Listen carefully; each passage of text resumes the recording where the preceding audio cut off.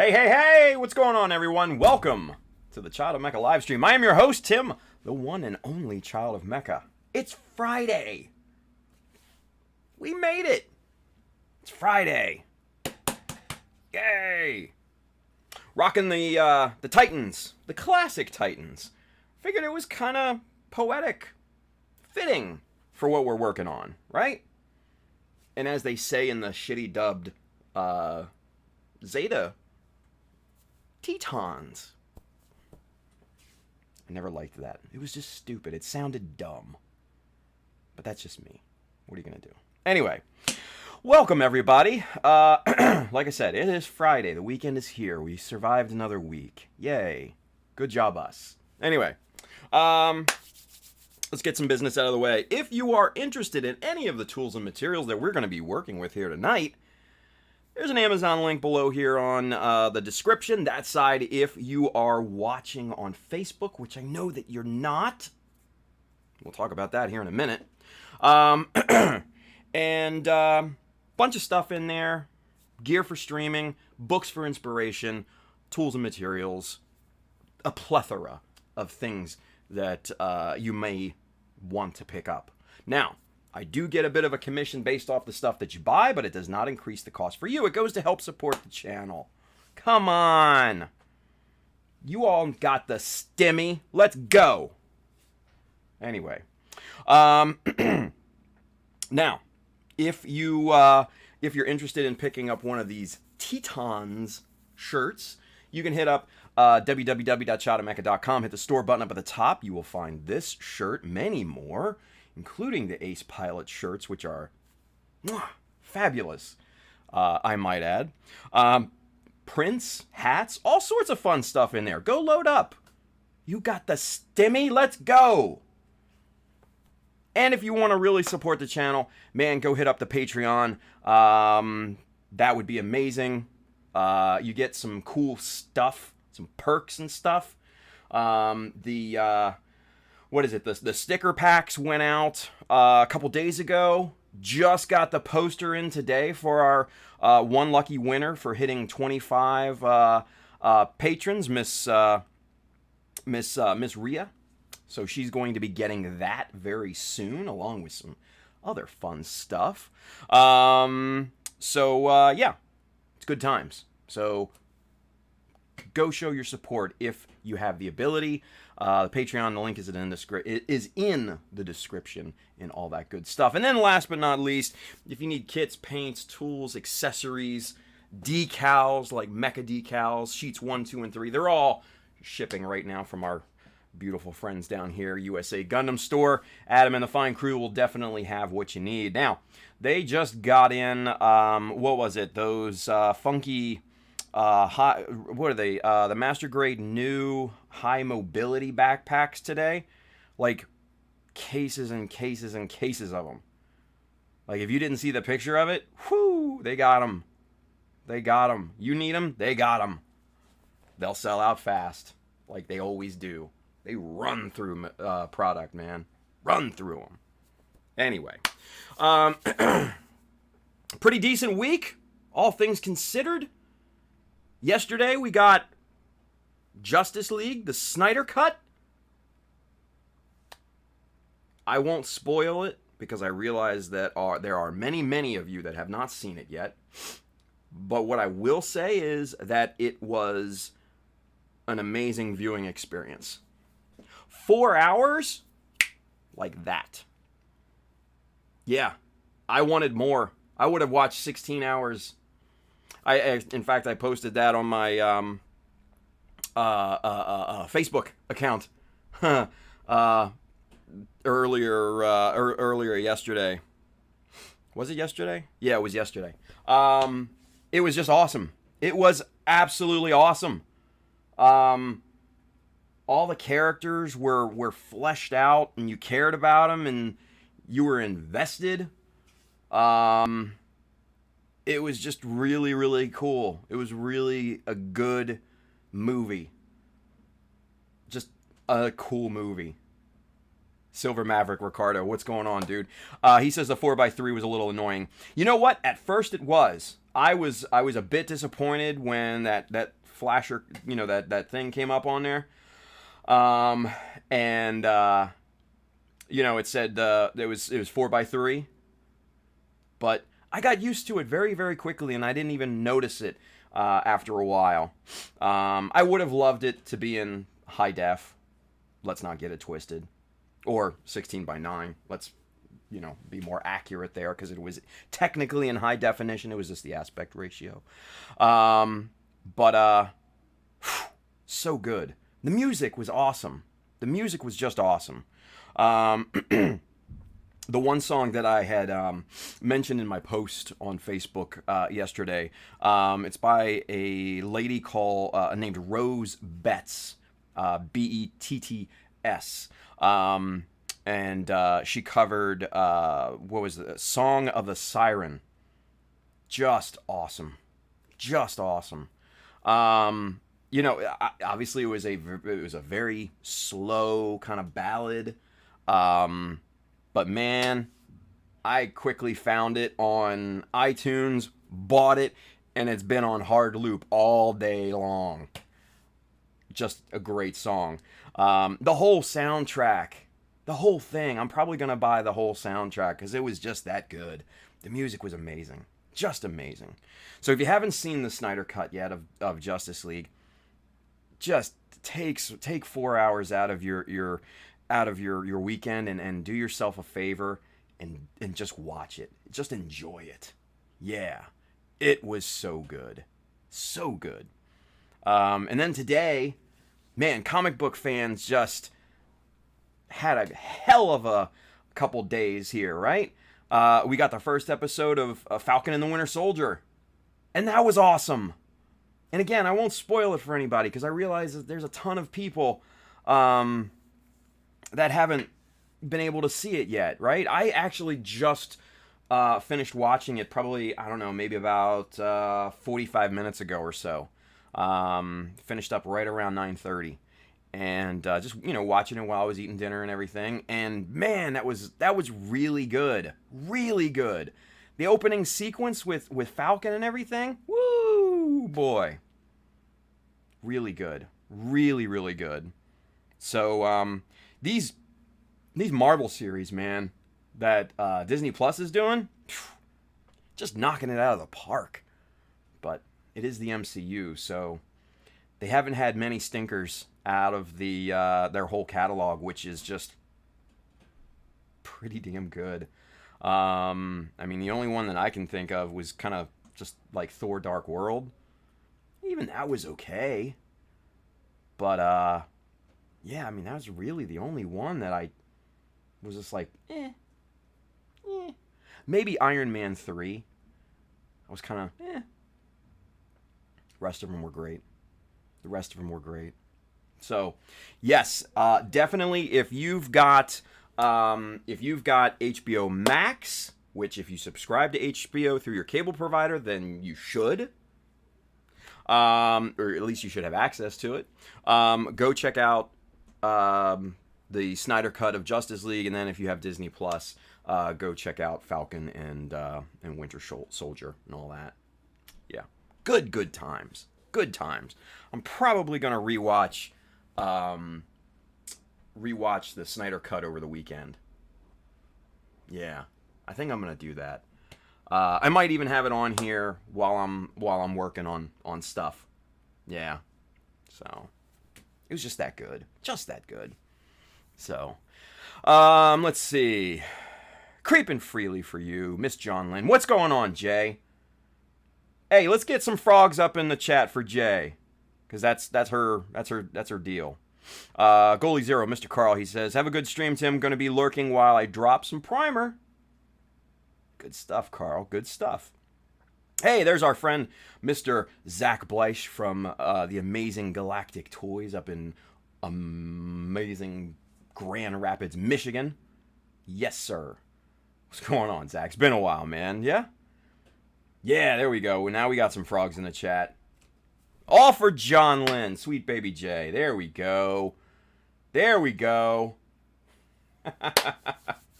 Hey, and if you want to get in on a frog game, hit the join button up down here below on YouTube.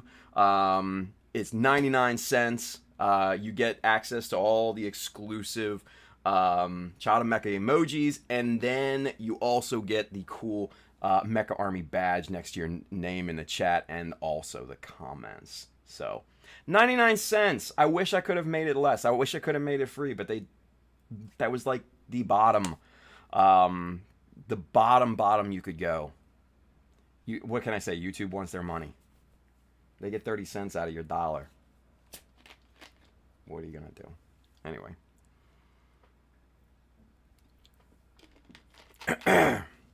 John Lynn says, ain't got no frog, but I'm looking at hoodies for products. What?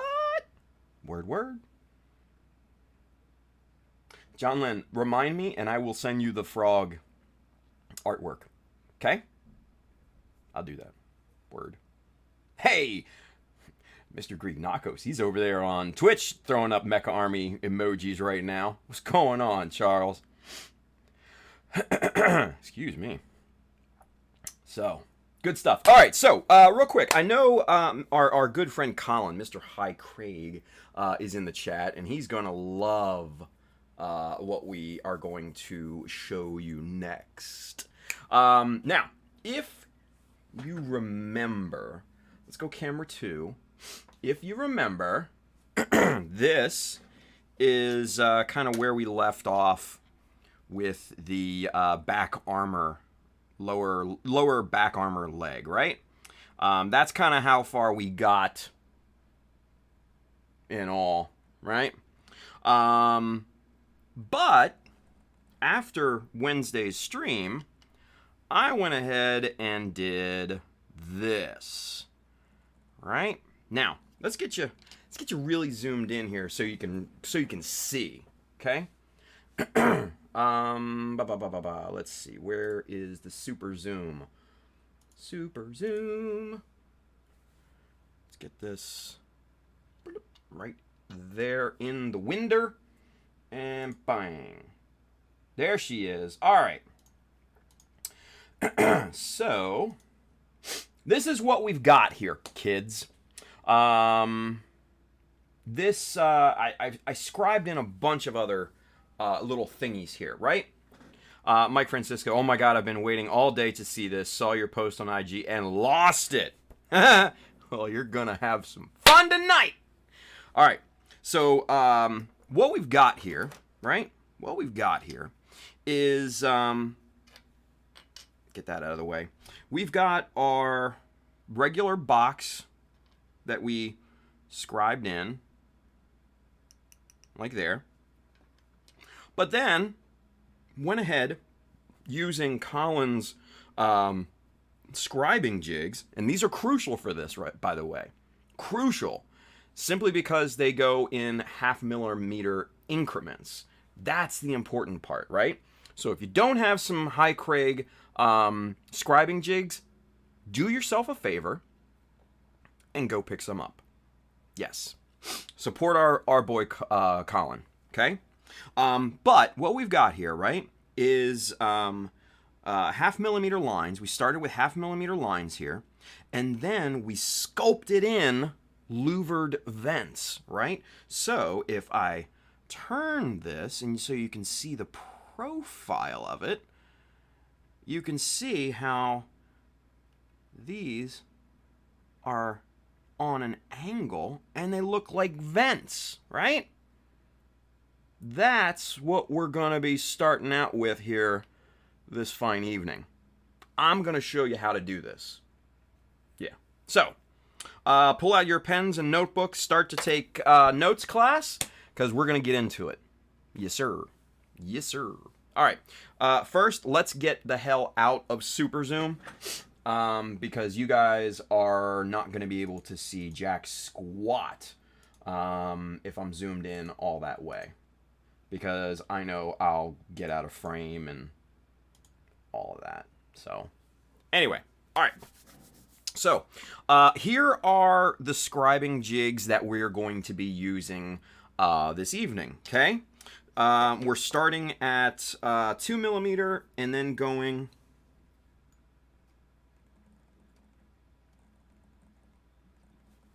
just for continuity. So we start at 2. Goddamn. And we move up a ½ millimeter on each one, right?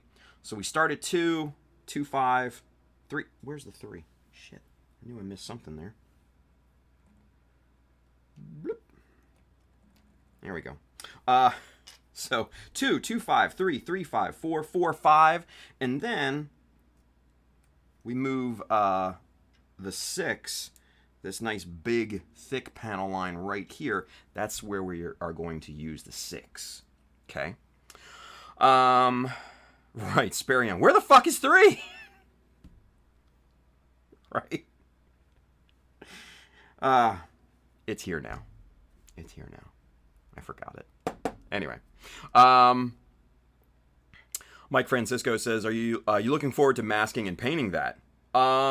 Yeah, I mean, this actually isn't going to be hard to paint at all, quite frankly, because what I'll do is I'll paint it the base color, and then just mask off. I mean, really, it's just a rectangle, so it's not going to be hard to mask off at all. Mask that rectangle off, spray that gray or some other corresponding color, and that's all she wrote. Easy peasy lemon squeezy, as they say. Yeah. All right. So, with that being said, let's get to work, shall we? So, this is what we're going to be duplicating here. Okay? So, strap in. Bookmark the live stream. Write in your notes in your journal and all that good stuff. Tell your friends to get the hell on here because we're about to do some shit. Yes. Sam L says, taking a break from moving to see this shit. There we go. All right, so first and foremost, get your eyes on because that's important. All right.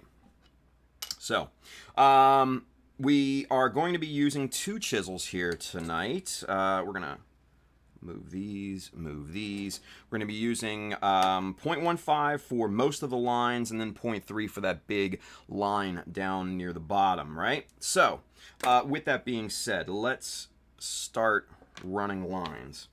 God, that didn't sound very good, right? It sounded like what the bad guy would say in the old Miami Vice. Let's start running some lines. Anyway, I digress. All right, so the good thing about this particular piece are these little sockets here, right? So what we can do is we can use our finger right there to hold everything nice and secure, right? So, with this 2 millimeter, we need to be pretty careful because our top of our thumb may get in the way. But we just start by pulling a light line here. Make sure I'm on screen. Okay. So, we're good there with 2 millimeter. Now, we're going to get this a little bit deeper since we've got the groove set in. Now, you do want these lines to be decently deep, right? Because the way we're going to sculpt these in, they need to be. But about the same depth as your normal panel line. Okay.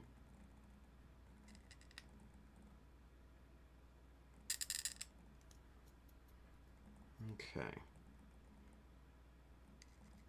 All right, so there's our first line.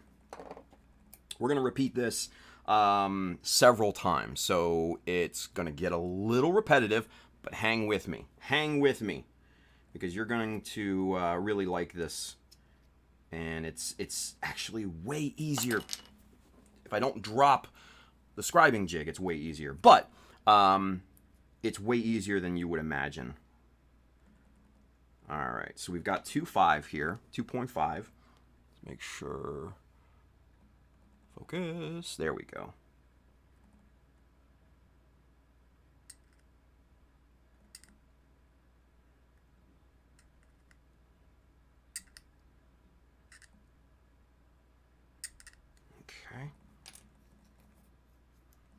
And you can see those lines are very, very tight up against one another. We're talking 0.5 millimeter here. And that's why Colin's scribing jigs are so important to this.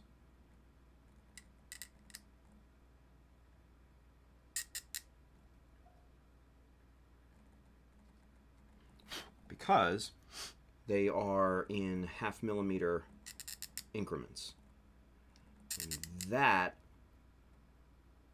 makes this much, much easier to accomplish, right?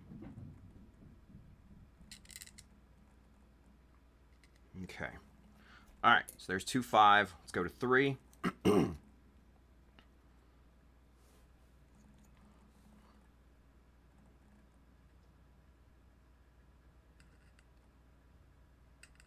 Where the fuck is 3?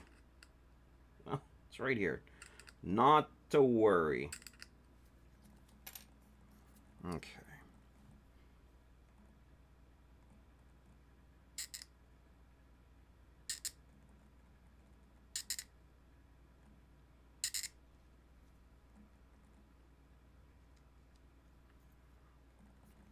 Okay, looking good so far.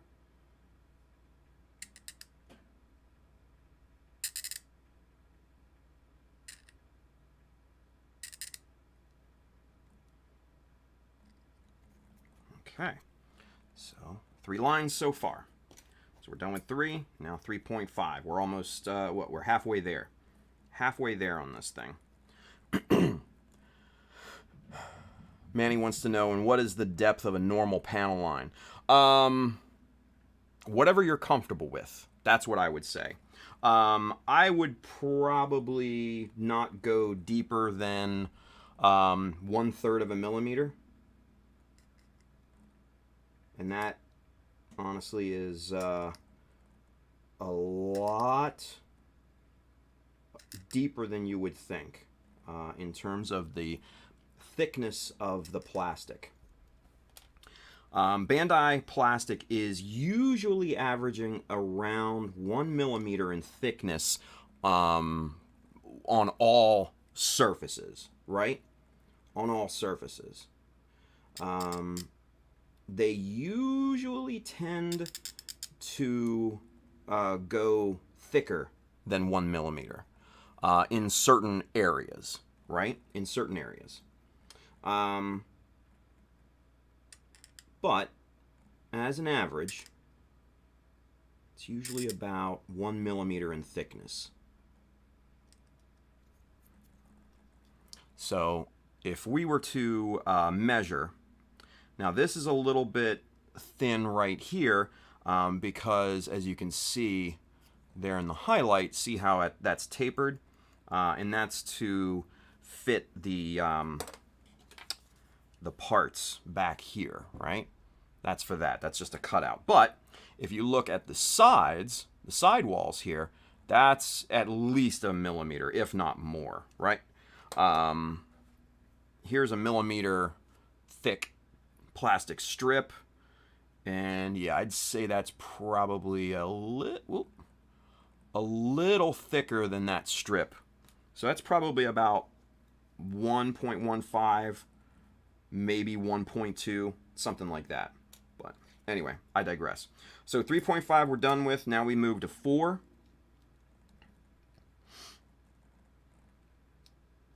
And we're almost there. We got one more line to carve in after this.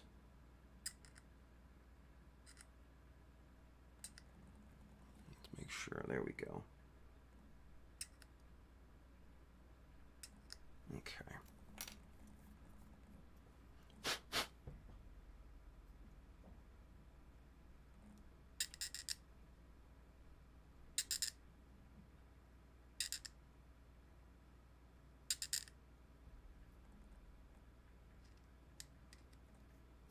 Okay, 4's out of the way. Last line here in the louvered vents is 4.5 millimeter. Okay, and then we'll show you the magic.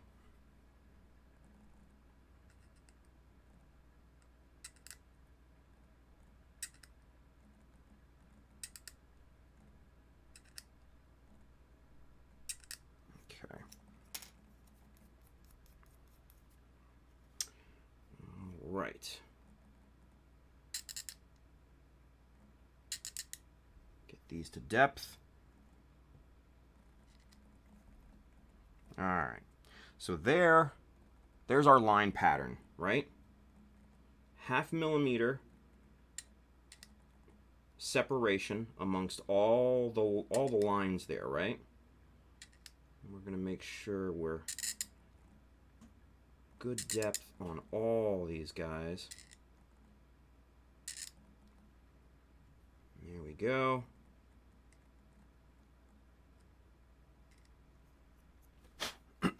All right. So there's all the lines for our louvered vents, right? That's what we're going to start with, okay? Now, chisel discipline, we're not going to need that anymore. Well, we're going to need a little bit more in a little bit, but we'll get to that here in a minute. All right, so first things first. We've got our panel. We've got our lines set in, and those are looking good. Nice separation and everything like that. Now, the next part of this process is the actual sculpting of the vents, bringing those down to 45 degrees. And now for that, we're just going to use just a hobby knife. Yep, just as easy as that. Just a hobby knife. Pabs says, what's scribing? Where does the oil come in? Shut up, Pabs! I will not have that blasphemy on my channel. Anyway, what's going on, Pabby? All right, so here's kind of where the magic comes into play. Now, what I like to do is start at the top line first, right?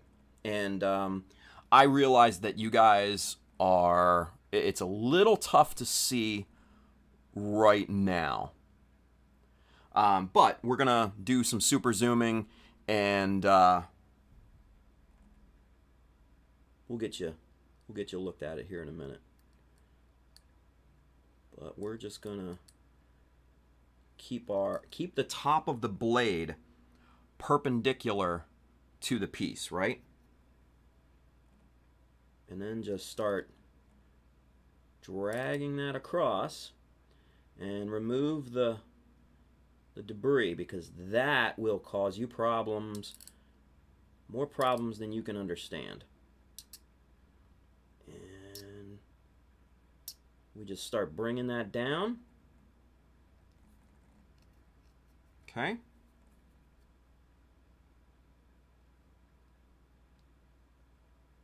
Remove that debris very often.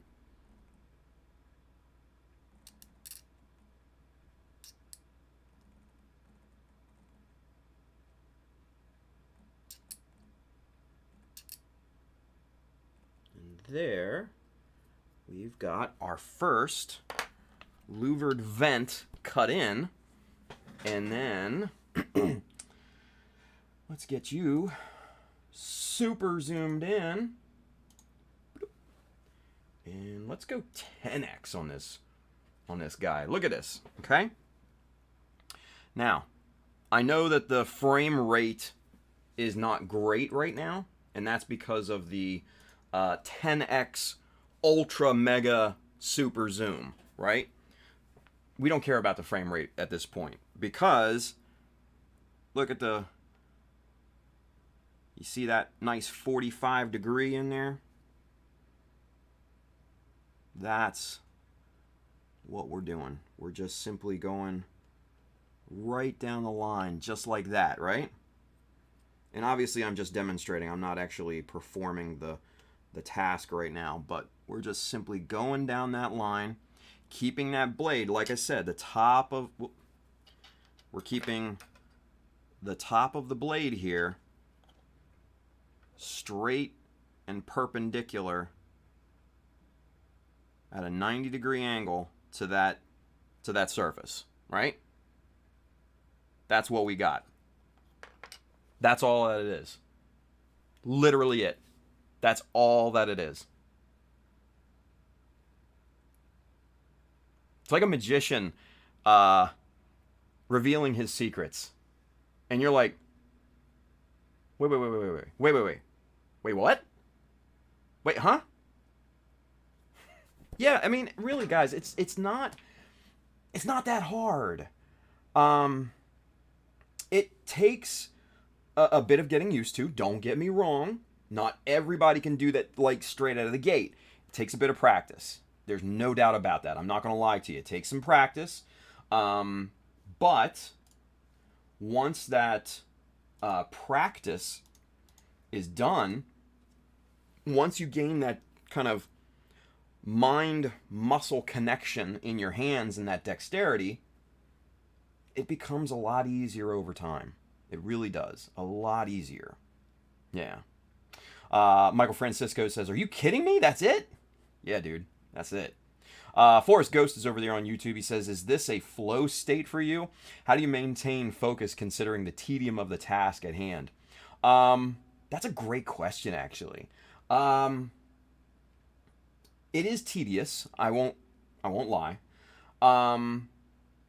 But for me, and I know people are different, but for me, this like building and creating and making, there's something so rewarding about it and so much fun that I don't really mind it, right?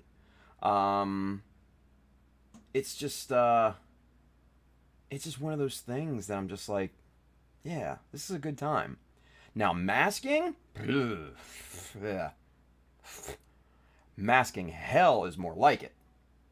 But this, creating something that wasn't there before and kind of putting my own spin on it, so to speak, oh, it's super rewarding for me. Super rewarding. And then once you see the final outcome compared to what it started with, I mean, it's an awesome feeling. It really, really is. It's an awesome feeling. Let's see. Sparion says scribing needs that. Yeah. Maybe not. Mike Francisco, he says, "This gives Gundam Rule 34 a whole new meaning," right? Tetsugen, that's on a DSLR for sure. Absolutely, yeah. I got a Rebel T7i up here. Pabs says, "It really does. Your eyes get used to it, and you start feeling the nuances. It becomes old hat." Yeah, absolutely. 100%. Michael Francisco says, "Anyone that says they love masking hell is a liar." You damn right. Forrest Ghost says, "I feel you on the masking." Dude, right? Brandon is over here on YouTube. What's up, B? He says, "Masking sucks, but taking off the masking is like Christmas Day." I won't lie. Yes, I agree with you. Peeling the masking tape off, that is a good feeling. And it does make the masking worth it. I just remember like a super tedious masking, like the hummingbird. I wanted to gouge my eyes out at the end of some sessions. There's I have a picture, and it's probably on my Facebook or Instagram or something. And this is years ago. But masking off one of the insides to the leg boosters. There were so many colors on that one part. It took hours to do it. Hours. I hated it, but it looked good, so.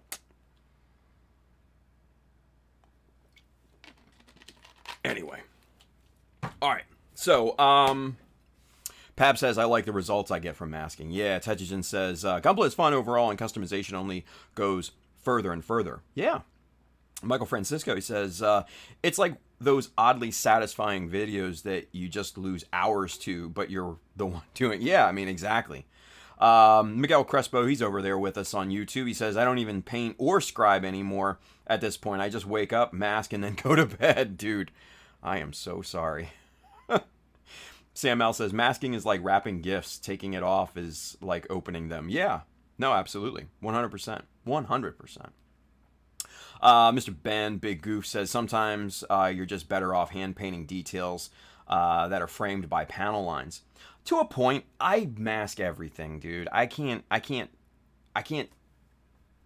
do the hand painting. I can't bring myself to it because I just need that consistent finish. I don't know. Call me masochistic, but I just can't do it. Can't do it. Edwin RSA, he's over there. He says, Tim, what size is the initial scribe chisel? It is 0.15. You are correct, Edwin. Absolutely. Sparion says, Mecha Army tip. Don't use a red Mr. Color lids as a water tray, then applying red Mecha decals. Ouch! Yeah, they get lost. Yeah, I can see where that happens. All right, let's finish out these vents, yeah? Because this is kind of the quicker part of things. And one thing that I will say is that if you're gonna do this, right, start at the top of your piece and work your way down. It goes way easier, I'm telling you. And that from starting scribe line, work your way down, and then also with the vent sculpting, it just makes things a lot easier. Trust me on this. Trust me. All right, so next one.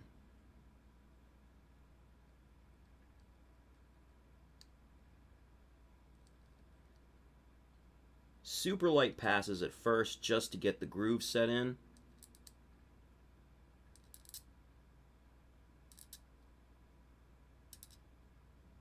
And then, like I said, make sure to get the debris out of that line because that buildup will kill you.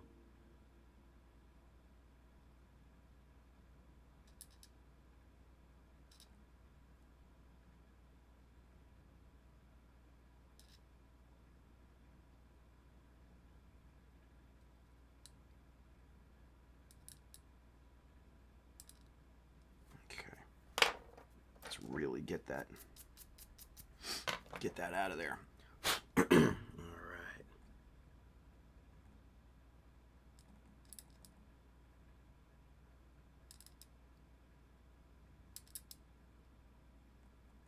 And another tip that I do have to mention is if you're trying to do this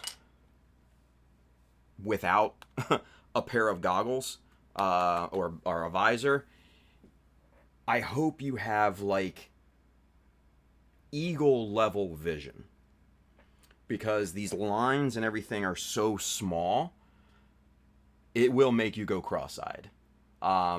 This right here with the high magnification, trust me, it makes the small details so much easier to accomplish. So definitely pick up one of these. There are a few in the Amazon link down below if you need them. I like these. These are by Optivisor. Right there, the original. And these are really, really good. These are, let's see if you'll be able to see it. This is plate 10. I think this is like 3.5x zoom. But I think they go up to like 4.5, something like that. This I find very comfortable. It will take your eyes a little bit of time to get used to this. I know jumping back into it, just in the first couple days, my head hurt from wearing this thing. My eyes hurt from having this down and focusing and everything. It will take you a little bit of time to get used to, a few days. Stick with it, and this will become like your second pair of eyes. No doubt in my mind. So, just pro tip. Anyway, back to it. Let's get this scribed in here, yeah? Let's see, make sure we're on camera.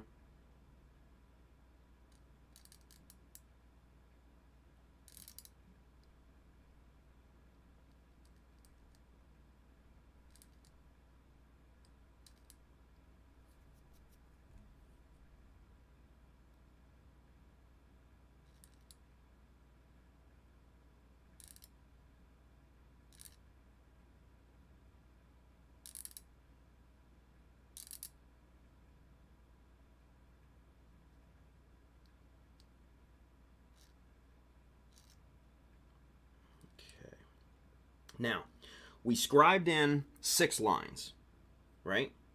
But we're only making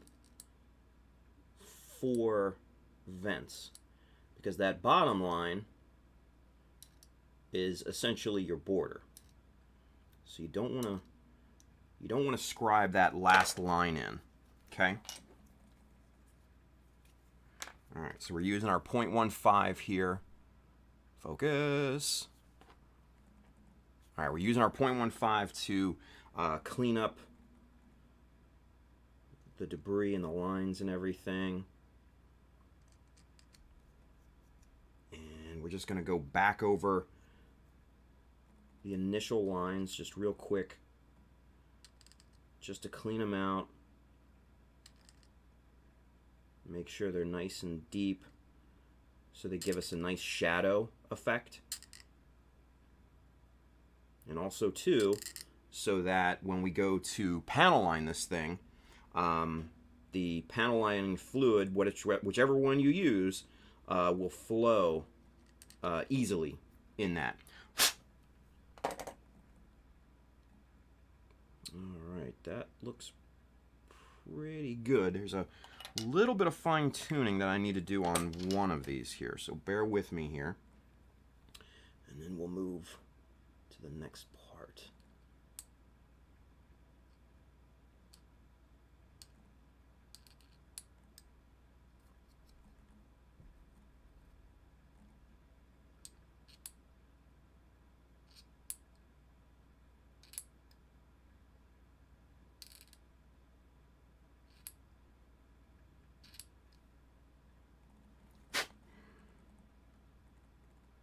Yeah, okay, that looks pretty good. Alright, one last pass with the 0.15, and then we should be good to go on these vents here.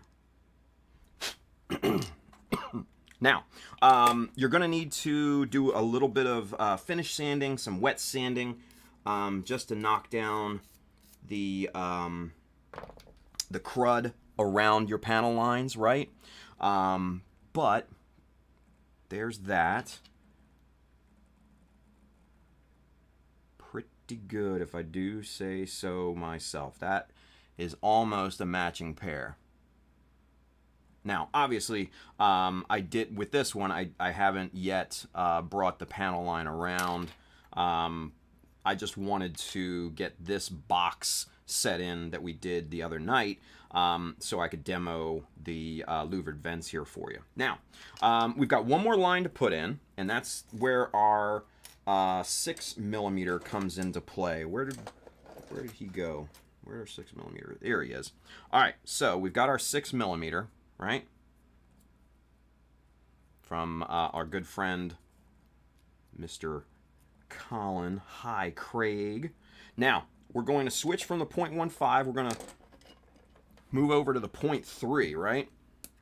Slightly bigger. Now, we're going to get a nice thicker panel line in here. And that's just really for aesthetics, line variation, all that good stuff. Just to give it a little bit more character.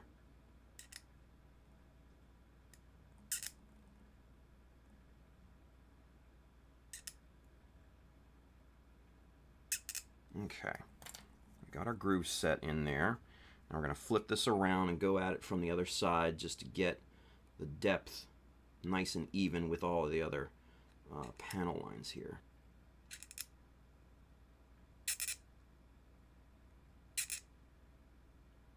All right, make sure you remove the debris because you don't want this 0.3 to ramp on you.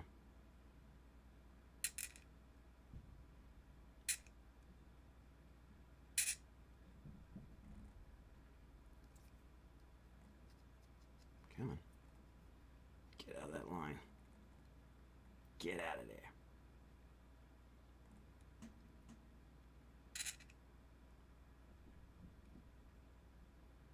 All right. There's that. So we've got our nice thicker panel line. Now there's one last step to this to pull the whole thing into into match, right? And that's to separate this bottom part here. And for that, I'm just gonna freehand it because I have a good sense of where that middle is.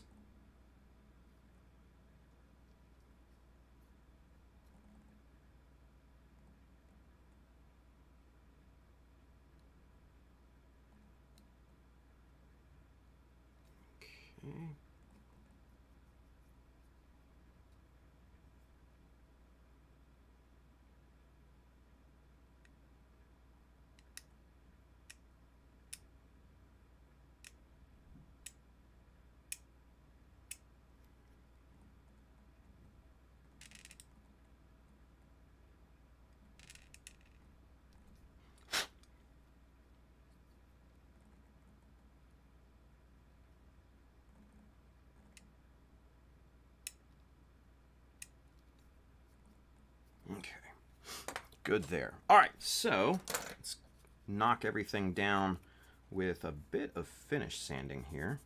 And we don't want to be too aggressive with the sandpaper. Obviously, we don't want to ruin our nice sharp angles on the louvers, right? We just want to go nice and light, and that's a nice fine sandpaper there too, right? It's probably at least a good 800, if not higher. And we're just gonna go back over and clean these lines out real quick. We'll switch back to the 0.15. We'll just give these a once over, and then we will call this line pattern done.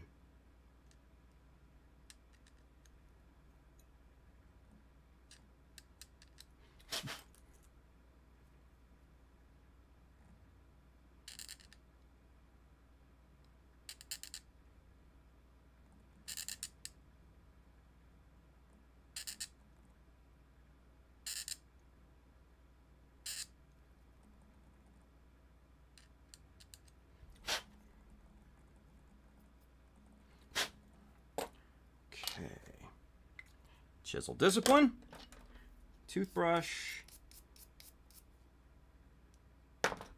and there we go. That, my dear friends, is a matching set.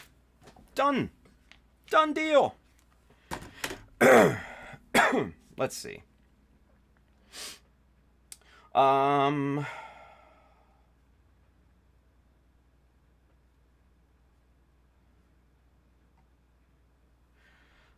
Let's see. Let's catch up, yeah?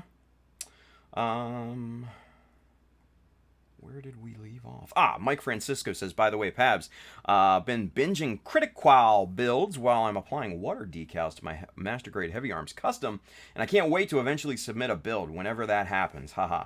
But it's been a real eye-opener, and I've been taking notes on y'all's critiques. Nice. And Pab says, dude, it'll be awesome. If I ever wore one of those, it would look like I'm looking through a letter slot. Jesus Christ, Pabs. My God. Mikhail Crespo says, careful you don't get bullied on that show, Michael. Right? Tetchison says, when is Critical Builds? I need to watch Tex or whoever is on, right? Pab says, I'm really glad it's helping. That's been a main goal of the show. Expect Tim on soon. Yeah. I'll join the boys here. Let's see. Tetchison says, whoever's invited for Critical Builds. Yeah. Pab says, the next episode is March 27th. Yeah, I believe that's Armita's Tex Merquise episode that she will be on. Yeah. Mike Francisco, what? Tim, please confirm. Yes, that is confirmation. Yes. I will be on with the boys. I may not be the only one either. But I can't say any more than that. That's all I got. Manny says, "Oh, it's going to happen. Pabs, don't give bad advice." Well, Michael Francisco. Oh, and don't be mad if I hand paint that stickler wound war and submit it. Maybe for lulz, maybe for real, right? There you go. Let's see. Manny Frog Gang. Michael Francisco, low-key fangirling over here. No shame. Hey. He says, does anyone else imagine Friday whenever he says, hi, Craig? Or is it just me, right? Hi, Craig. Kenneth says, looking neat. Thank you, Kenneth. Appreciate that, buddy. Michael Francisco says, dude, I live for the roast. Roasting, getting roasted, pork roast, pot roast, all of it. Right? Anyway. But yeah, I'm going to be on with Pabs and the boys on Critical Build sometime in the future. So that'll be a lot of fun. A lot of fun. All right, so real quick, let's take a look and see how these match up, yeah? So we'll get super zoomed in. Let's get these kind of... they're not going to both fit in that box, but we'll get them close. There we go. That's about as close as we're going to get to these things fitting. But there you go. Not bad. Not bad at all. I dig it. Yeah. So, you can kind of see how they are now matchy-matchy, for the most part, right? There's the notches at the bottom and the notches up at the top that I need to add on the one that we just did tonight. But, I just really wanted to show you guys how to do the louvered vents. That was my main goal tonight. So, hopefully you guys enjoyed that. Hopefully you saw and kind of start to understand how easy, relatively, how easy it is to sculpt plastic with chisels, hobby knife, what have you, right? So, Pab says, the shenanigans of that episode, we're going to need warnings. Probably, yeah. Probably. Anyway, all right, let's take it out of Super Zoom. Turn that off. Let's reel it back in, shall we? I think so. Anyway, there we go. But if you're wondering how it looks on the back of the leg, here's the original. And ooh, yeah.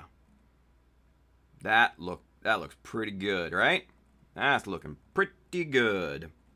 Now, obviously, we got to do something down here, and we've got to do something on the sides and stuff like that. But you kind of get the idea of where we're going with this thing, right? And then to complement everything, you got that great front panel pattern there. You've got the side, and then we'll do something interesting with the back here. Yeah. But so far so good. And this is like one of the little resin vents that I casted in my treasure trove of resin greeblies, right? Here's the original leg. I just cut a space for this guy out of these two halves, right? And popped him in there. Now, I had to do a little shaping on this, right? Because this is the original, right? And whoop, here she goes. Boom.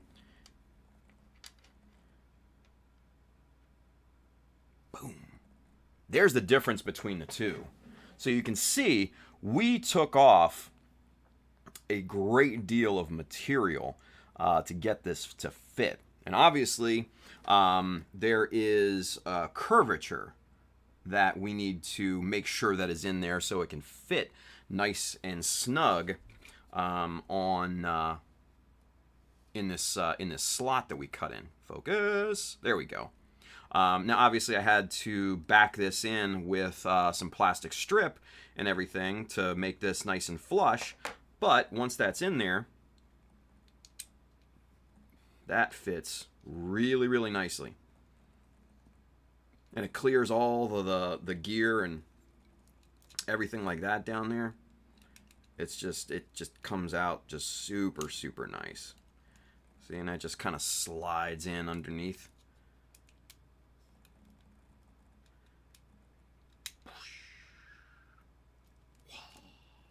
This actually doesn't even go back that far with the back armor on there.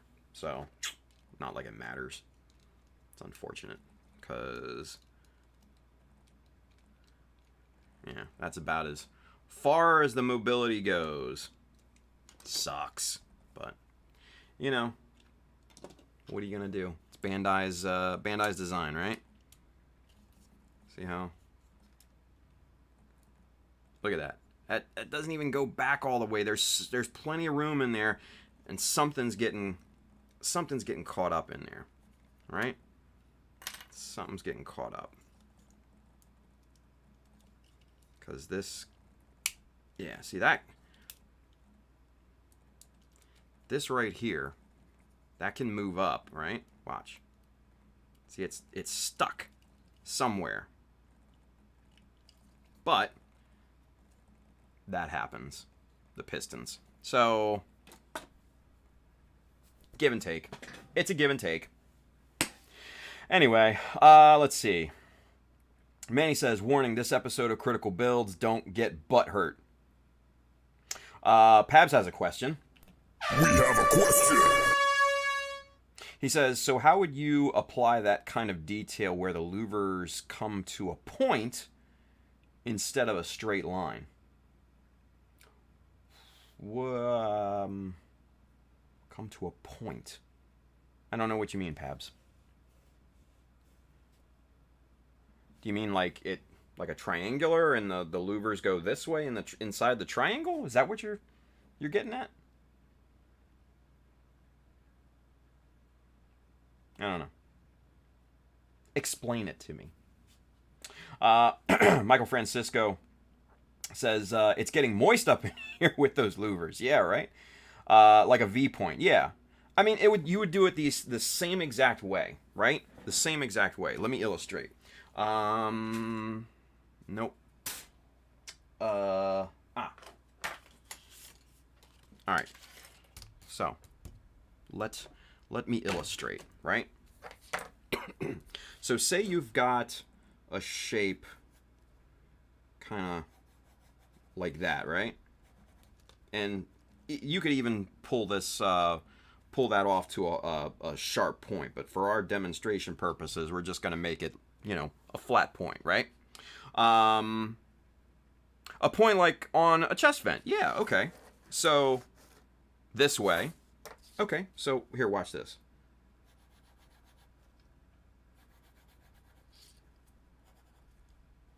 We'll do this both ways, yeah?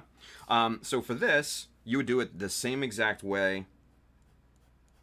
Right down the line. Same thing. Same exact thing. Now, though, if you were to turn it 90 degrees, you've got a horizontal approach, right? You would go, I would pull the vent if that is possible, right? And then using the scribing jigs, just go blip, blip, blip, blip, right like that.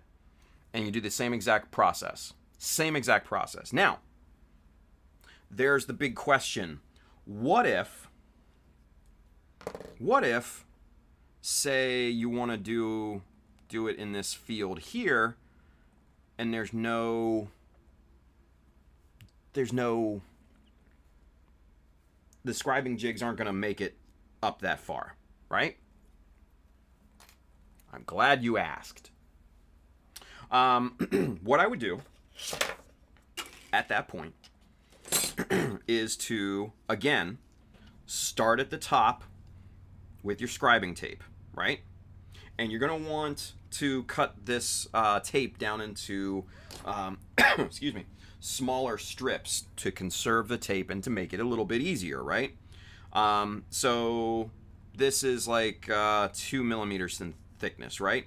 So you would start by scribing your first line, peel the tape or use another piece, measure down 0.5 millimeter, scribe your next line, so on and so forth and so on and so forth. Now, your measuring is going to be absolutely critical because you're not going to have these awesome 0.5 increment scribing jigs like you do from our good friend Colin, Mr. Highcraig, right?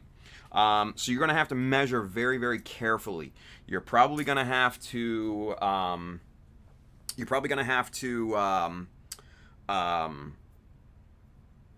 move that tape very, very incrementally and kind of back up into the proper separation width. But yeah, and that also begs the point is, what if it's on a weird angle too, right? If it's on a weird angle and that scribing jig doesn't fit that angle, you're gonna have to go to the tape. It's just fact of life at that point. Now, you could potentially make your own, but unless you've got very, very super accurate cuts, I'd probably kind of still, lean toward the tape method. So, yeah. Kenneth says, question. We have a question. He says, for cutting box space on parts, do you prefer using the saw or chisel it off? It depends. A little bit of both, actually. For this, I wanted absolute accuracy, right? So I used the chisel. But if you've got a little leeway, or if you're going to cover the cut with some sort of border or fascia or something like that, then the accuracy isn't as important. You still want, a pretty high degree of accuracy, but at that point, it's not as important as if there's no, a covering, or no covering on it, I should say. So, yeah. Let's see. Manny says, like a V point. Pab says, yeah, a V point. Like Manny says, Sparion, a point on a chest vent. There you go. Manny says, I think he means a V on the Barbatos leg vents. Oh, okay. Gotcha. Okay. So, again, to illustrate, like this, right? And we want vents kind of like this, like a stair-stepped V. Am I going in the right direction, you guys? Let me know.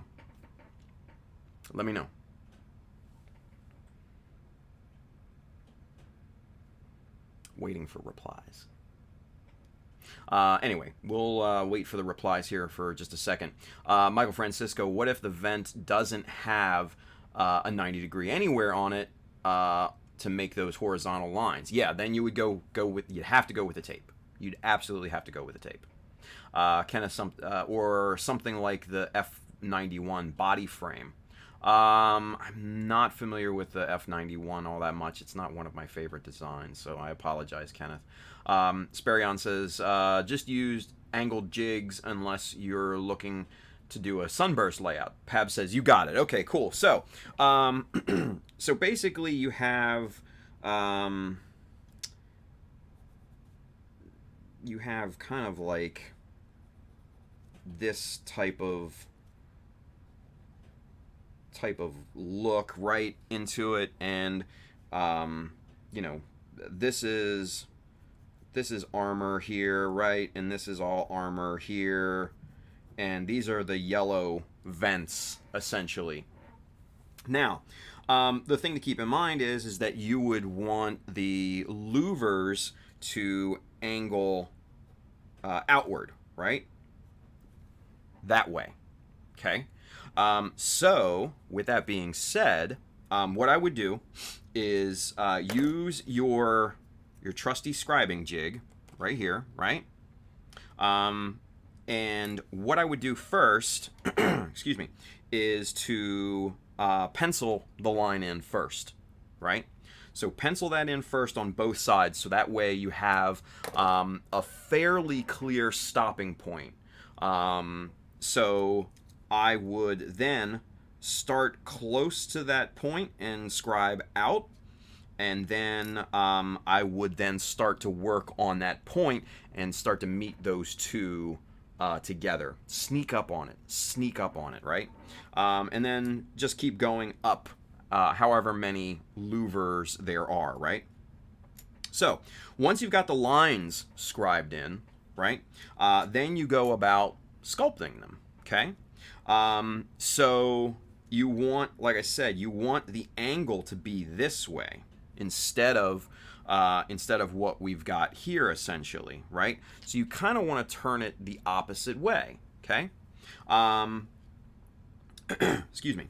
So if you have these as stair steps, like if they are truly kind of like that in a cross section, right? That's going to cause a certain level of complexity to it, right? And that's essentially what I think is what we're looking at, right? Now, what I would do first is to go in this direction, right?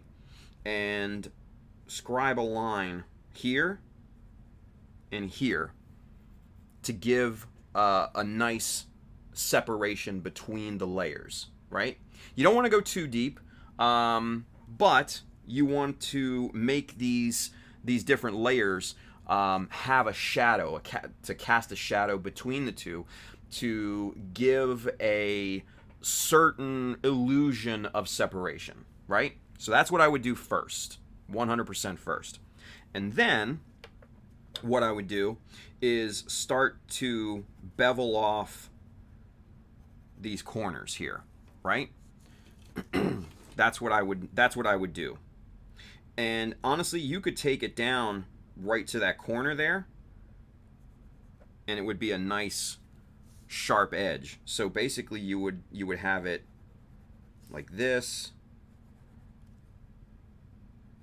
and I'm exaggerating the lines and thicknesses here and everything. This is just for illustrating the look, but that's essentially what it would look like in a profile situation, right?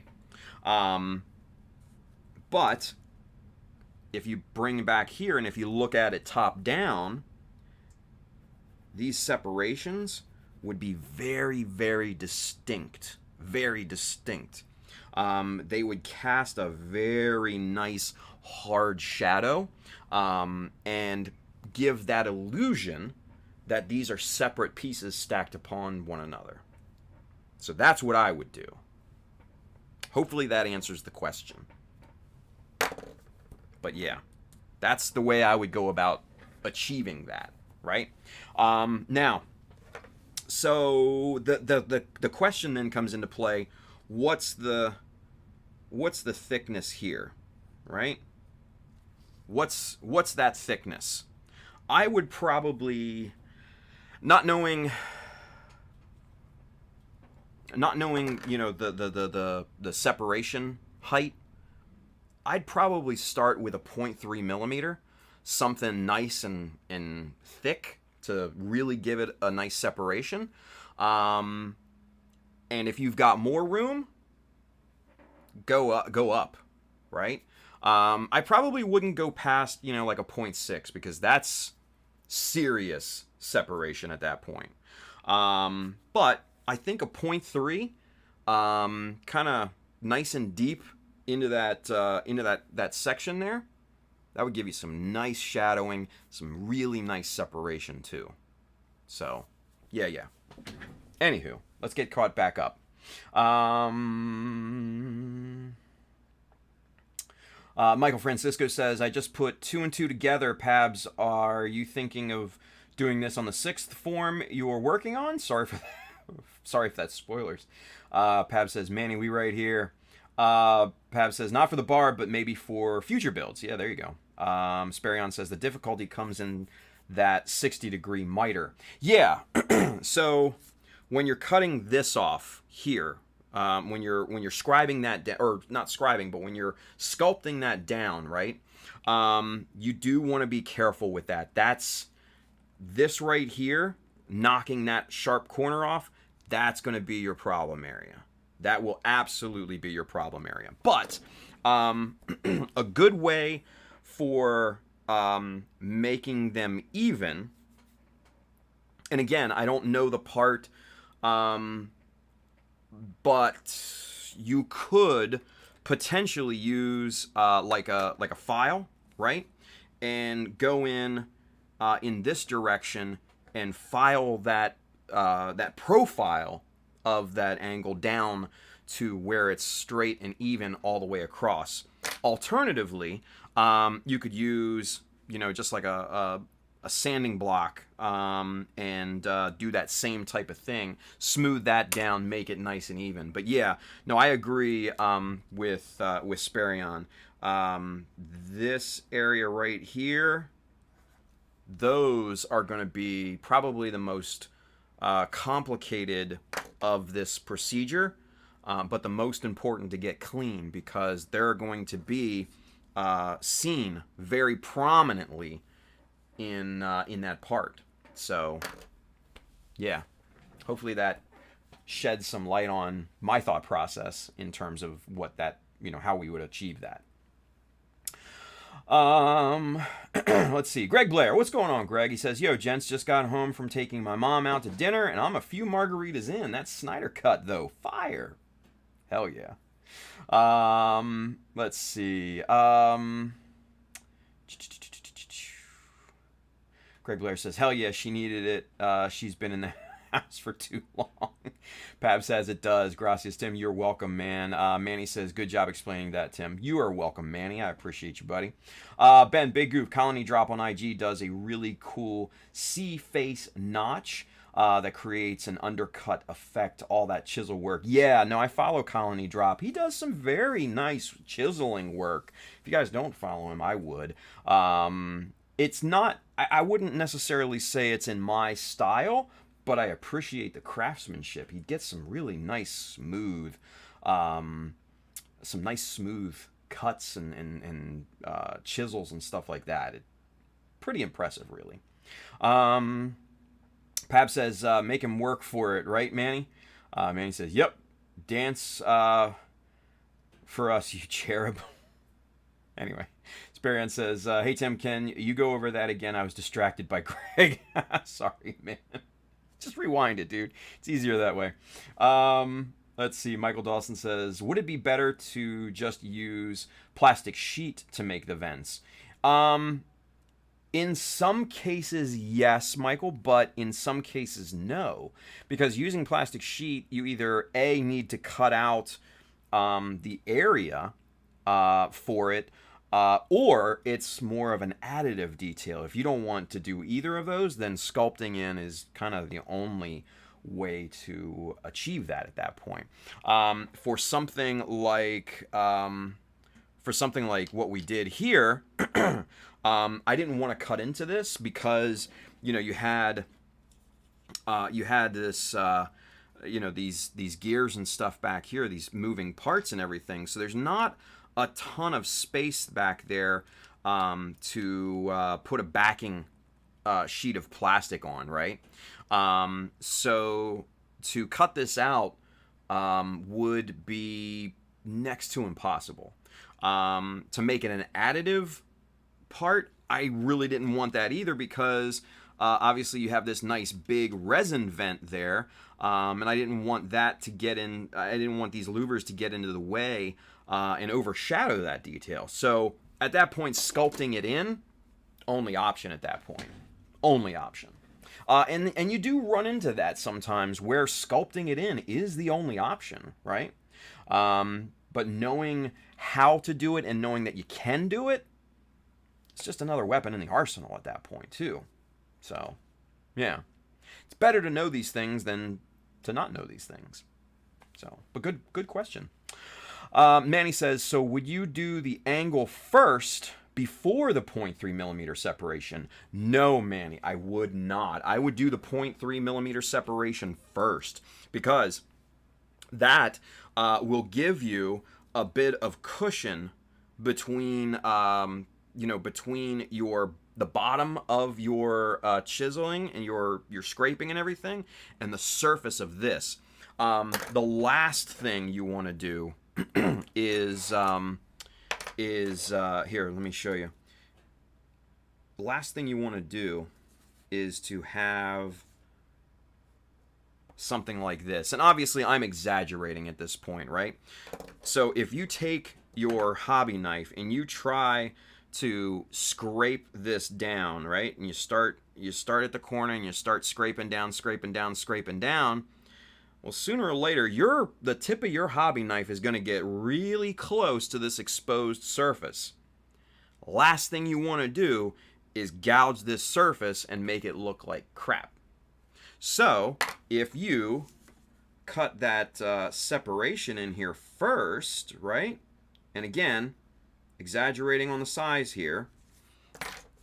If you cut that separation in first, you're going to have this nice big gap here that will actually leave you some space between the bottom part of your separation, and that surface level detail, right? And you can get sandpaper, stuffed under there. You can make it all smooth and everything like that. So I would absolutely do the separation cut first, 100%. I would do it first in terms of order of operations. So great question, Manny. Great question. Let's see here. Hey, Jody's with us. What's going on, birthday buddy, Miss Perth Zaku girl? Hello. Good to see you. I hope your birthday was fun. Mine was. So, yeah. Thank you for watching. Hey, there's Bill. He says, hey, all. What's going on, Bill? Don Zwergo is also with us. What's going on, Don?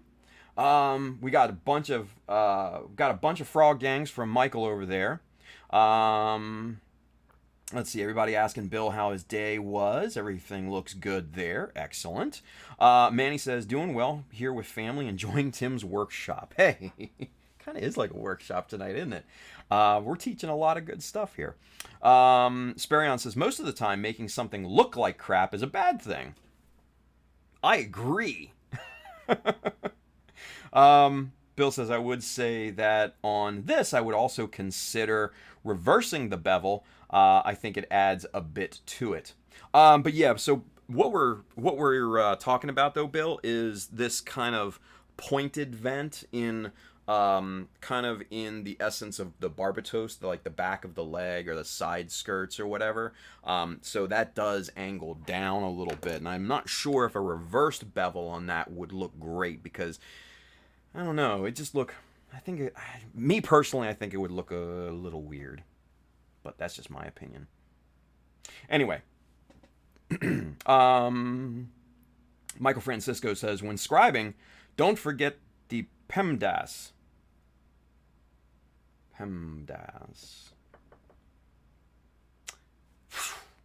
Explain it, Michael, please, because that just went over my head. Bill says, just me, though. It's all good, Bill. Cowdy Flyers is over there on YouTube. They say, guys, help me out. How do I remove paint that has cured on my airbrush? Airbrush cleaner ain't doing nothing. What type of paint is it, Cowdy? Tell us that first. What type of paint is it? Because that matters a lot.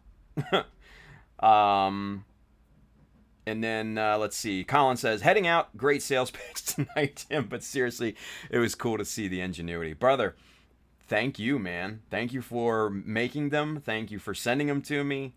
I use them, obviously. So, anything I can do to help support, buddy. So, hopefully you get some sales out of this. We're going to do some separate tutorials on this as well. Maybe even like a recorded video tutorial, aside from the live demo and everything. Let's see. Sparion says, but like American Painter said, paint ugly. Oh, Painter Sergeant? I don't know. Anyway, Bill says, Cowdy, try letting it soak in 90% IPA. Seth Builds is over there on Twitch. It's order of operations, PEMDAS. Yeah, I don't know what that... I still don't know what that means, but I'll take your word for it. Manny says, it wouldn't hit the light right, and that detail would be overlooked if you did an under bevel. Manny said, you said order of operations. LOL, never mind, you're old, I get it. Damn, dude. Harsh. Speria says, PEMDAS. He's as drunk as me. Okay, so Caddy says acrylic, ammo MIG. Okay, cool. So acrylics, if it's like water-based, even alcohol-based, you should be able to soak that in like 91% isopropyl alcohol, and that should do it. If not, Caddy, depending on where you live in the world, maybe soak it in some Windex, like some glass cleaner. Because not only does that have alcohol in it, but also that ammonia in it will also help eat away at that acrylic paint. Now, if you mixed it with like lacquer thinner or something like that, then that could be another option too. Lacquer thinner would definitely, pop that off. You could also get maybe like a strong degreaser. If you live in the States, Home Depot has a wonderful degreaser. It's called Zep Fast 505. They sell it in small containers. They sell it in big gallon containers. Actually, I even saw it at my local Home Depot in a 5-gallon container. And I'll tell you what, it was kind of tempting, but I didn't because I still have like a gallon container over underneath the thing. So, Cowdy says, how long do I soak it? Okay, so I would start with maybe, you want to give it a little time, but you want to check on it, right? So I would say maybe start with 10 minutes, right? Come back to it, use a strong or an older toothbrush that's kind of stiff. See what that does to it. If nothing, put it back in for maybe like, give it another 50 minutes. So then you let it soak an hour straight. Take a look at it. If it's still not coming off after an hour, then I'd probably try a chemical that may be a bit harsher or a little bit more aggressive at that point. Because acrylic paint is not that strong in terms of its grip on things, right? So if it takes more than an hour, up the strength and the aggressiveness of that chemical. Let's see. Bill says, yep, IPA will strip that acrylic. Hopefully it's not something else, right? Don Zorgo says, as high as possible percent-wise. Yeah, here in the States, 91% is very, very common. You can get that at most grocery stores, convenience stores, drug stores, even department stores like Target, Walmart, those types of places carry it. Now, obviously, with everything going on, alcohol is a little bit of a rare commodity, but it's starting to come back in stock. So keep checking if for some reason you can't find it, or just try something else. Yeah. Mr. Big Goof says, order of operations, please excuse my dear Aunt Sally. I still don't get it. Seth Build says, parentheses, exponents, multiply, divide, add, subtract. It's math. Oh, gotcha. Now I understand. Now I get it. Sorry. Thank you, Seth, for explaining that. Edwin says, IPA for at least one day, go for high alcohol percentage. If it takes any more than an hour, like I said, it's not gonna do it in a day. Yeah. Caddy said, oh, we already got that. Bill says, Caddy, cover the container while it soaks in OPA. You want to reduce how quickly it evaporates. That's a great tip. That is very, very a good sage wisdom there, Bill. Yeah, because it does evaporate rather quickly, and the less evaporation, the more money that you can save because you can rebottle that and reuse it. So yeah. Let's see. Seth Build says, if it's on metal, go strong. Who cares? Yeah. Depends on ventilation in Cowdy's place, though. So you got to take that in mind in consideration as well, right? Let's see. Sperion says, John Singer Sargent, the prolific Edwardian fine artist. All right. We love you anyways, Aunt Sally. Nice. Greg Blair says, yeah, people are carrying 91% now, which is nice, and the Zep Fast 505 is wicked awesome. Eh, wicked. It's wicked. It's a wicked smart chemical there. Yeah. You from Boston? You park your car? Let's go get some clam chowder. Eh? Watch the Sox. We'll watch them kick the Yankees' ass. Eh? That'll be wicked awesome. Sorry.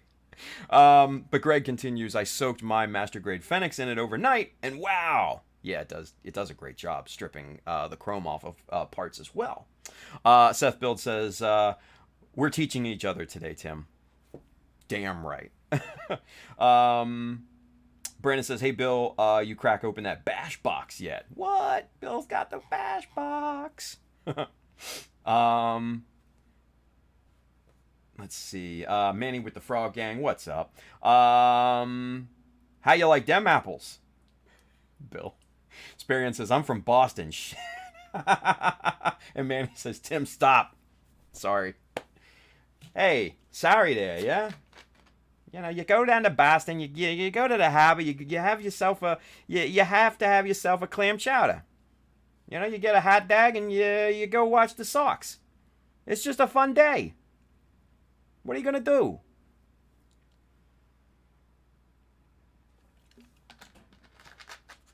And I swear, you go down to Fenway, somebody parks in your spot, and you gotta smack the shit out of them.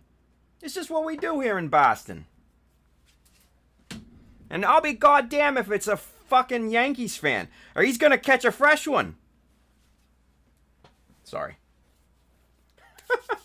I don't know why. Anyway. Just fun.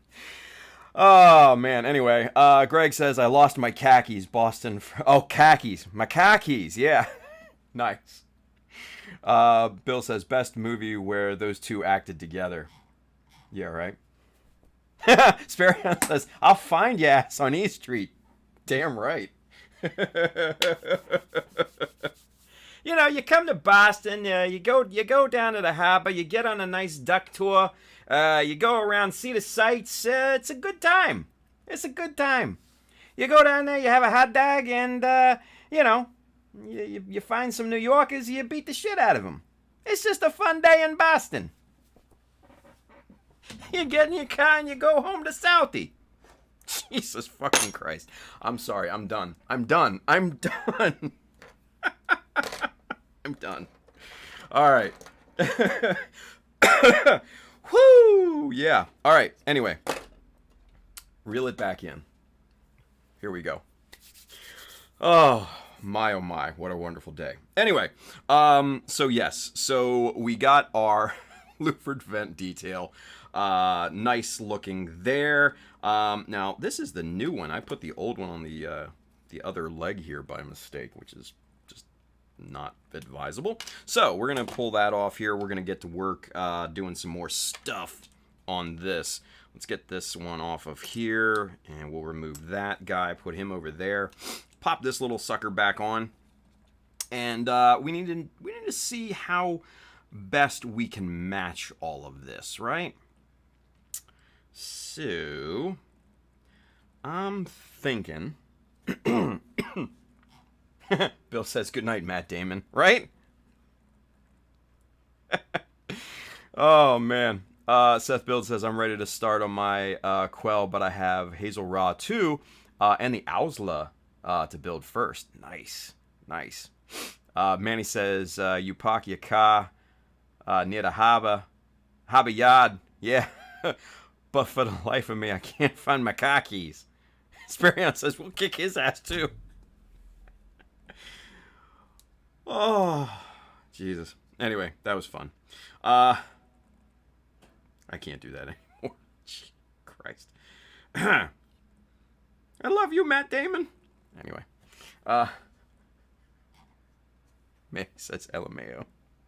And Seth Builds, yeah, got the Titans. You know, after all, I mean, we are working on a GM Quel. Like, come on. All right. So, what time is it? 11:40. Okay, cool. So we still got time. We can design something on the back of this guy here. All right. So, with that being said, I don't want to get too crazy on this lower leg armor here. I just want it to be simple, right? Simple, simple, simple, because I want to have area down here enough for some decals and all that, right? So, let's see. Bill says, "Son of a bitch, stole my line." Seth says, "I'll have to send you one of my stickers." Dude, hell yeah, man. Send them through.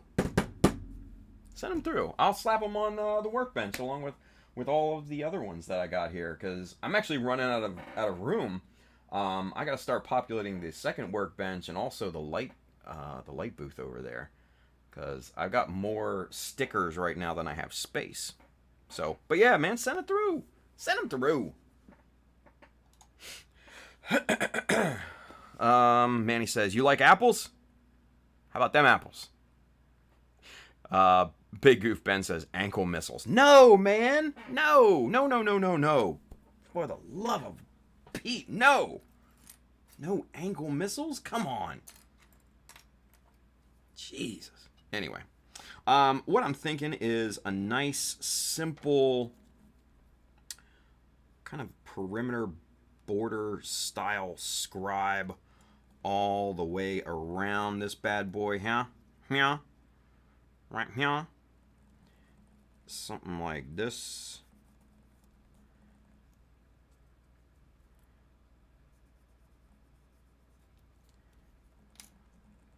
Like that, right?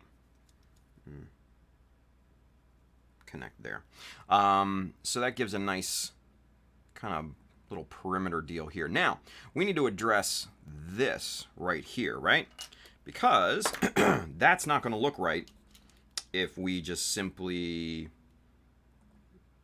draw that straight. It's going to look dumb, actually. Dumb. So, where's my circle template here? Where'd I put it? Ah, there it is. It's hiding from me. Here we go. Come here, you. All right. All right. So we've got our metal U-star circular template here, right? So what we need to do is we need to find the rough diameter of this this circular cutout here. This guy right there, right? Now, to do that, we're going to have to take the foot off, which I don't necessarily like to do a whole hell of a lot, because that runs the risk of breaking stuff, and I'm not into breaking stuff. So, all right, so let's see here. I'm thinking we start with maybe 12 and a half right here. Let's see what that looks like. Not quite. Let's go a bit bigger, maybe 14.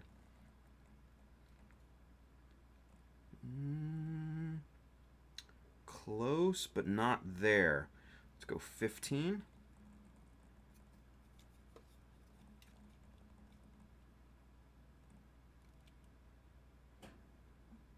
And it looks like 15 might be our winner. Yeah, 15 is our winner right there. Winner, winner, chicken dinner. Now, we can't just use the 15 and move up, because that's going to give us a weird crescent moon style shape, right? So we're actually going to have to move up in actual diameter size. So if we go, what is that? What do we use? 2 millimeter on that? Yeah, 2 millimeter. So if that was 15, then we go up to 17. That'll give us the nice 2 millimeter offset right there. And I think that would look pretty damn nice right there. Kind of center that up on the seam line there a bit, and just kind of move this down into relative position. Come on, work with me here. Right about there-ish. Let's see.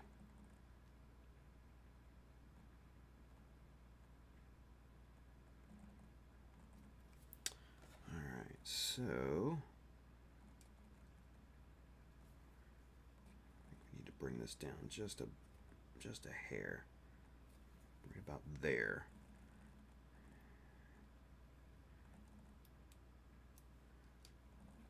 All right, actually, we might move up to 18. Let's see.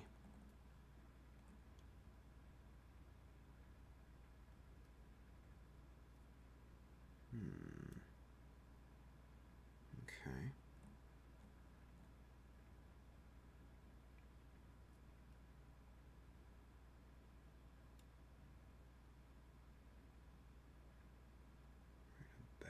There maybe. And I'm just using, this is a 2mm strip, right? And I'm using this as just kind of a gauge to gauge the distance all the way around and make sure that it's offset correctly. We need to move that right about there. Okay, so now we can draw our circular line around there, and yeah, I like it. Now, there is a floating notch here that we have to take into consideration, right? So what we'll do is we will kind of drag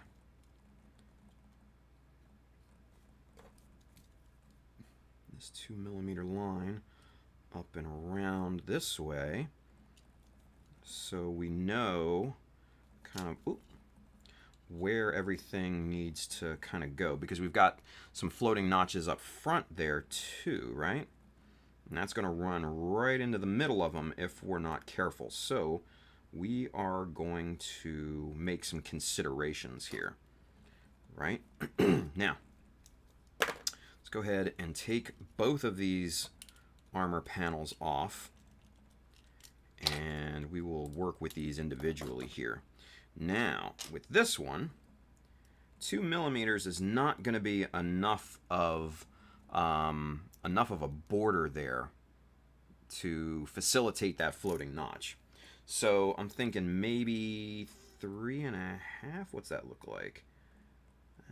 3 might be better. Where'd our 3 go? Here it is. Let's see. Yeah, I think 3 is going to be on the money. So, let's just get this circular line drawn in there nice and tight. And then we'll use our 3mm and we'll make a line right down the seam there. Then what we can do, here we go. So another another endorsement here for Craig. He sent me the angled ones here too. So let's see, that was 3. So here's our corresponding 3mm 3mm angle. But we need the other one. Shit. We need the other one. Damn it. Here it is.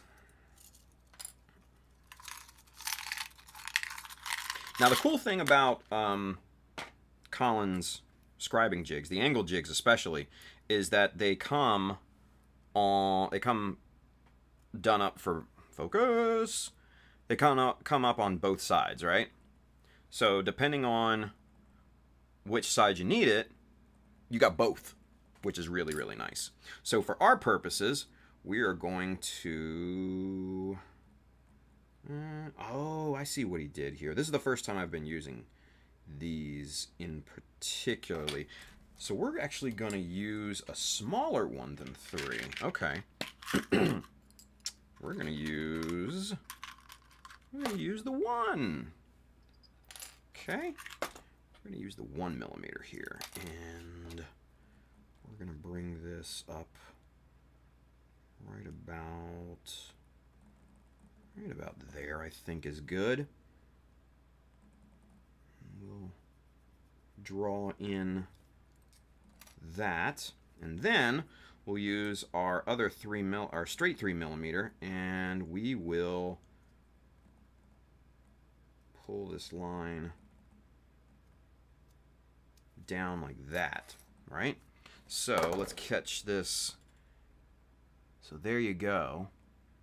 I may actually bring this down quite a lot now that I look at it, right? I may bring that down quite a lot. But there you kind of start to see how that's going to look, right? That design.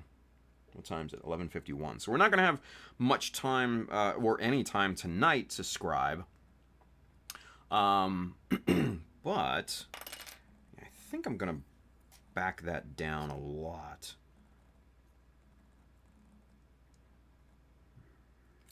Oop. Maybe let's try to freehand this thing here.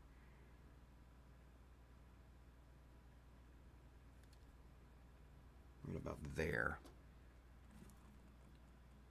So there you can kind of see the new height of that line right there. I think that's going to look much better.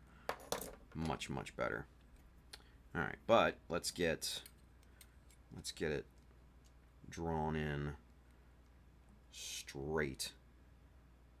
I need my eyes on for this because looking at that and trying to draw that in is a little difficult. Right there.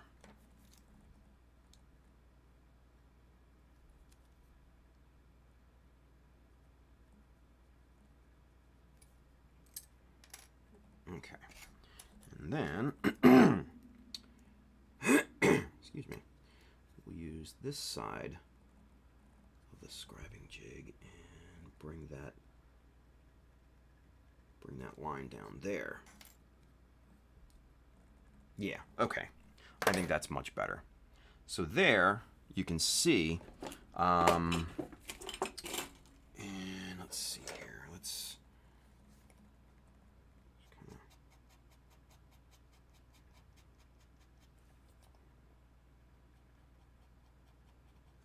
just kind of scraping off the graphite so you guys can get a better idea of what this is going to look like here, right?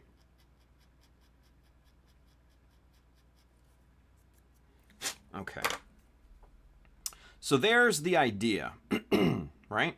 At least on that side. And then we'll match the other side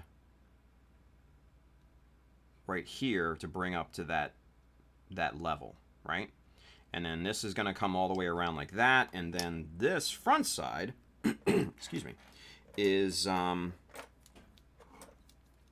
I might do is bring it right up here,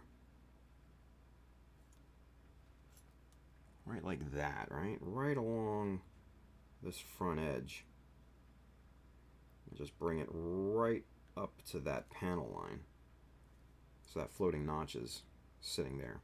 Or alternatively, this might be better,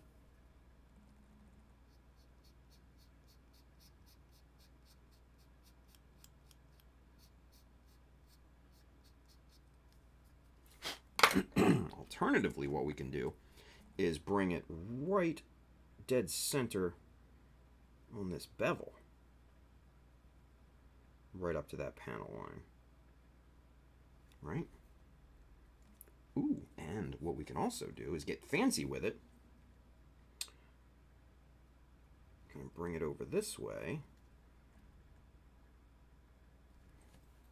and then bring this down at an angle, kind of like that. Yeah, I like that. I like that a lot, actually. Let's see here. Let's scrape off the excess graphite.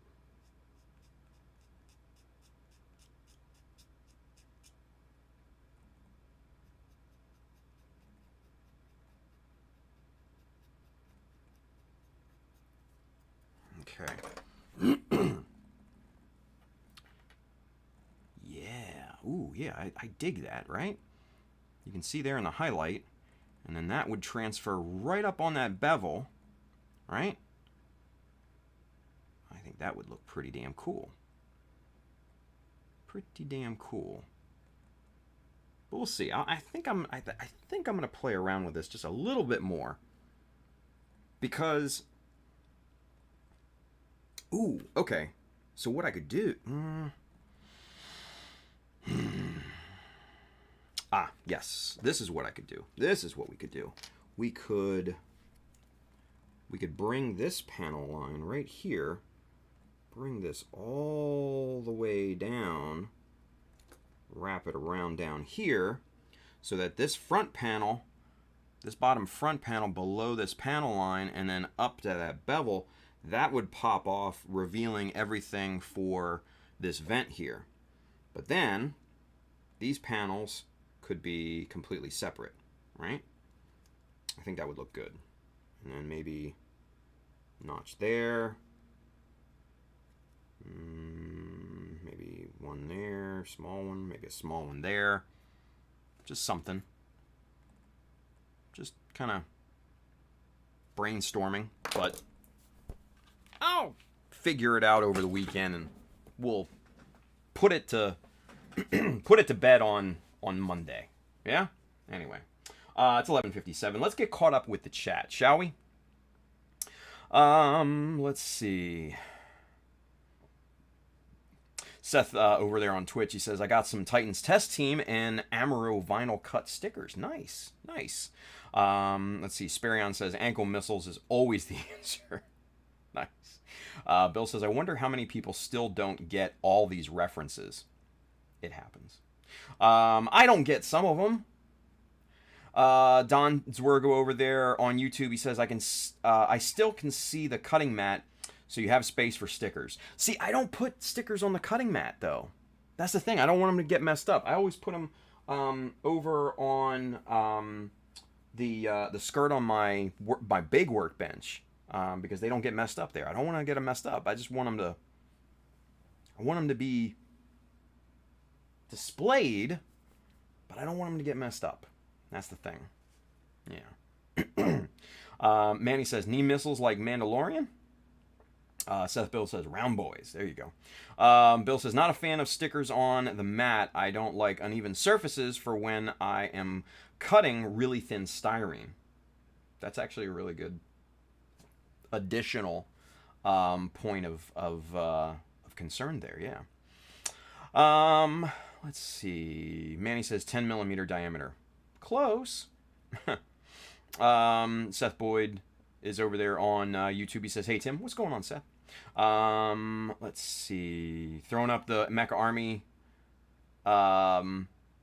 emotes over there on Twitch. Like it. Michael Francisco has a question before we go. We have a question. He says, does anyone have a good reference for flexible wire like what's used on the full mechanics Barbato Lupus Rex? Like, where to get some? Ben is absolutely correct. Paracord is a good option. It's cloth, so you have to think about scaling and stuff like that, right? Now, another option... let's see. Here we go. Another option is, and I'll go back to camera 2 to show you what I mean here. Another option is, vinyl wrapped wire, kind of like this, right? And you can get these at craft stores and stuff, right? They come in a bunch of different colors. I used the red on the RX-78, remixed beam rifle here, just use that right there for kind of a prototype-ish look, right? So that's a good option there too. Another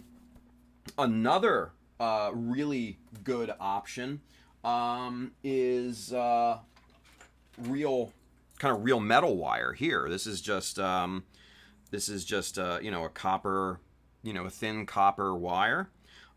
This is really a nice look, and you can get it in a bunch of different finishes and stuff. I think this is more just like a zinc, Oh no, this is bare copper. Wow, okay. You look in there. 20 gauge bare copper. There you go. I don't use this nearly as much as the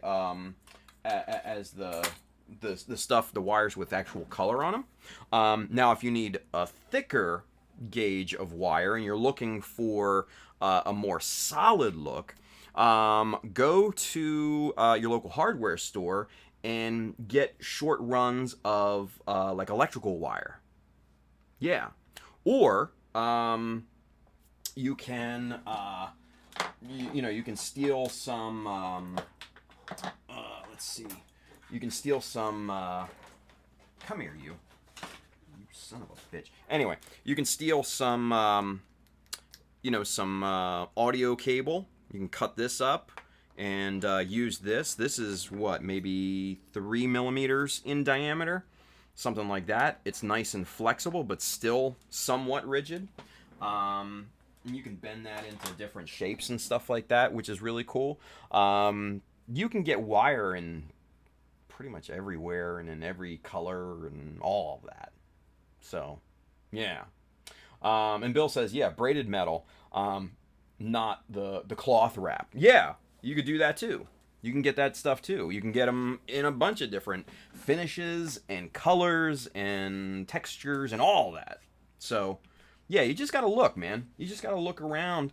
I like to go to like craft stores like Michael's and Joann Fabrics, places like that, and just kind of walk up and down the aisles, especially in the jewelry sections and stuff like that, because you never know what you're gonna find in there, right? They've got a lot of cool stuff in there, and even like guitar wire or something like that could be really interesting. I know our friend Terry, Mr. Gundam Yatham, has used bass string on some of his builds before, and it looks awesome. So there's a ton of different types of things. Just go up and down the aisles and just look, man. That's one of the best times. You just kind of get lost in it, like thinking about, oh, I could use that for this, or oh, I can use this for that, or all that stuff. So yeah, give that a shot, man. It's a good question. Very good question. Let's see here. Michael Francisco says, ooh, paracord is nice, and they come in a bunch of different colors. Yeah. Let's see. Ben says lead wire at fishing supply stores used for tying flies is great for making permanent small diameter hoses. Yeah. Hydraulic lines, conduit, good. Kevin Branham says, try Detail Master for braided type line. It's model car details for brake line and hoses. Good call. Michael Francisco says, I'm so dumb I vape and I have wire by the spool just sitting around. It happens. Bill says, yeah, Michael, part of this hobby is finding new ways to use random items. Absolutely. Absolutely. Scuffle! You're late to the party, buddy. But you're here, and that's what matters. He says, happy Saturday, everybody. It is technically Saturday on the East Coast now, yes. The weekend is here. Michael Francisco says, but those are all good. I'll have to keep that in mind next time I start a custom. There you go. Ben says, start a bin of old electronics and junk. Use it as a bash and parts source. I have that box. I have literally a big box of old tech. Yeah. And it is pretty helpful. Let's see. Seth Boyd says, what's a cheap engraving tool? How do I get straight lines? Seth, do you mean like chisels and stuff? The these guys right here that we demoed on Monday is a nice good starter set if you're looking into getting like chisels and stuff, like starting into it. In the Amazon link below, I think these were like $19 total, 18, 19 bucks, and you get a set of what, 5? Yeah, so 0.2, 0.4, 0.6, 0.8, and 1 millimeter. So these aren't terrible. This is a good starter set. So yeah, and if worst comes to worst, back of a hobby knife. Yeah. Let's see. Scuffle says I raid from 10 p.m. to midnight on Fridays. Scuffle, you missed a bomb-ass tutorial. And you're raiding. Come on, man. Disappointing. I get it. Michael Francisco says, since I started watching Mechanism and going through a bunch of tutorial vids, I'm seeing a lot of that big goof. Thanks for all the pointers. Hell yeah, man. That's what we do. That's Mecha Army. That's Mecha Army. That's what we do. Bill says, Seth, you can modify an old hobby knife. Use that to start. Exactly. Scuffle says, yeah, I'm a PC part hoarder. It's very unhealthy. I might need to buy a spare house to hold my junk. Michael Francisco says, that old electronics idea is making me want to break down my old laptop. It's got a blue screen. Rest in peace. Dude, what's his name? DIY Perks, I think on YouTube, has this awesome tutorial on how to make your own diffused light out of the refractionary layer in a laptop screen. And then he's also got other ones where he uses laptop, dead laptop screens and stuff like that, like as a second monitor and stuff. Dude is awesome. I've gotten a lot of ideas from that channel. Definitely check it out if you have like an old laptop, because I have 2 sitting out here that I definitely want to use in some capacity. I don't want to throw them away, and they're not useful as laptops anymore. So, yeah. DIY Perks, British guy. But don't hold that up against him. Anyway, yeah. Let's see, Ben, my first subscriber was a sewing needle in a mechanical pencil. There you go. All options. All options. Excuse me. Scuffle says, please, I didn't miss nothing. I rewatch all your streams. All right. Fair enough, Scuffle. Fair enough. Thank you, buddy. Hey, there's Mr. Craig, Mr. Flynn Berger. He says, Gunpla is for nerds. I am a nerd. I am a nerd. A nerd. But if you haven't checked out Flynn, Mr. Flynn Berger, he's doing some really cool, like, little vignette thing where he's scratch building it out of wood and all sorts of other painting techniques, and it's looking fly as shit. I'm not gonna lie. So go check him out on Instagram, Mr. Flynn Berger. You will not be disappointed. Edwin RSA says, saw someone use bass guitar strings for tubing. That was our friend Terry, Mr. Gundam Yatham. Yeah, he suggested that months ago. Actually, I think it was early last year, if I'm not mistaken. Bill says, as for getting a straight line, find some thicker tape to use as a guide. There are numerous types you can use until you buy actual guide tape. There you go. Sperion says, hells yeah, Flynnberger. Michael Francisco says, isn't Chris Pabs British? He is. And trust me, we hold that against him. But just him, though. And Gundam UK. Simon's British, but we don't hold that against him. He's one of the good British. Pabs, not so much. He's a short British. I joke. Anyway, Bill says Pabs is Irish, like all leprechauns. Hey, man, the luck of the Irish. Anyway, I did that on Wednesday. I'm not going to do that again. Michael Francisco, nah, he's short because he's Filipino like me. There you go. Scuffle says, I use Legos with sticky tack underneath. Needles today, I do not get good results. Michael Francisco, gang gang. LOL Scuffle. Right? Anyway. All right, kids. That's going to do it for this week. Fun week, I think. We got some cool stuff done. Yeah. Anyway, all right, so if you are interested in any of the tools and materials that we have worked with this week, there is an Amazon link below here in the description. That side if you're watching on Facebook, which I forgot to mention Facebook. I think I'm going to stop the multi-streaming to Facebook because I don't think anybody watches it on Facebook. No comments come from Facebook.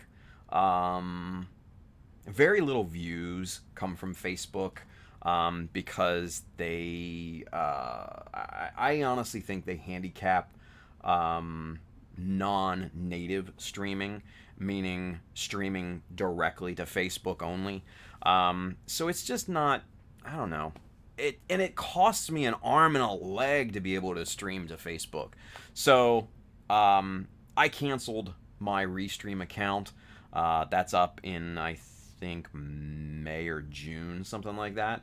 But we'll still be streaming to YouTube and to Twitch. Yeah. So if you watch on either one of those, nothing's changing for you guys. Nothing at all. And honestly, I have another avenue that I'm exploring. I think I might. I don't know. I might go the Prime route with Streamlabs. Might. It's actually cheaper than Restream by like $50 a year. So I might go that route. But anyway, so yes, if you watch on Facebook, which probably none of you do, that is going the way of the dinosaur in a few months. So, FYI. But, anywho. So Amazon link below in the description. I do get a bit of a commission based off the stuff that you buy, but it does not increase the cost for you. Okay? It goes to help support the channel and the things that we do here. Like buying these dumb little chisels so you don't have to, and all sorts of other cool things that we're gonna do.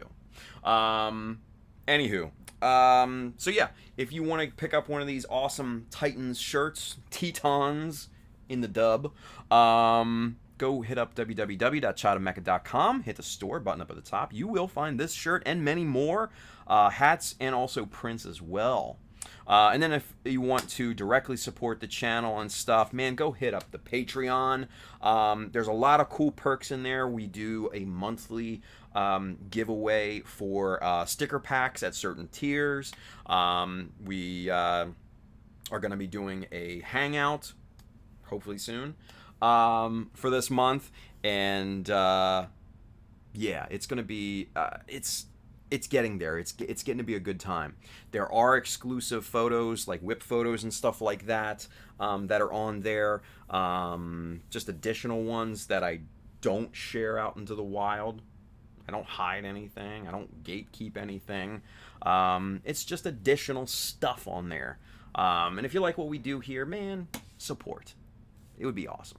But then, as always, if you are in the market for kits, paints, tools, accessories, decals like Mecha Decals, go hit up our good friends right down here, USA Gundam Store. Adam and the fine folks down there will definitely have what you need. So, that's going to do it for this week. Yeah. It's going to do it. We're done. Case closed. Yeah. So we'll be back here on Monday and Wednesday. It is a mechanism week next week. So tune in for that. Come back for that on Friday of next week. We're going to have some fun, hopefully. Yeah, have a great weekend. Be safe out there, you guys. Build something cool. Sculpt in some louvers into your model or something like that. Have fun with it. Practice. But just build something cool. Anyway, I will see you guys next week. Take care, guys. Bye.